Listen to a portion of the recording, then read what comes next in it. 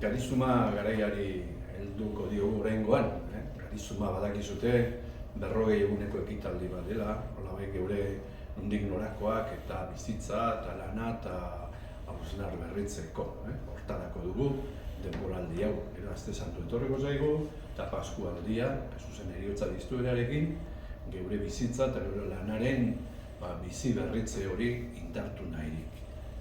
Estamos ya en el primer domingo de Cuaresma y en el primer domingo, siguiendo los evangelios, veremos lo que llamamos las tentaciones, todos los riesgos que tenemos para, no centrarnos en lo que somos y en lo que debemos hacer.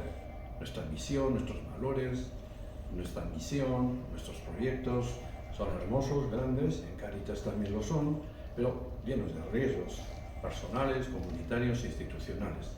Darnos cuenta de ellos para convertirnos, para no caer en la tentación de lo fácil, es lo que este primer domingo de Cuaresma nos va a recordar y nos va a insistir.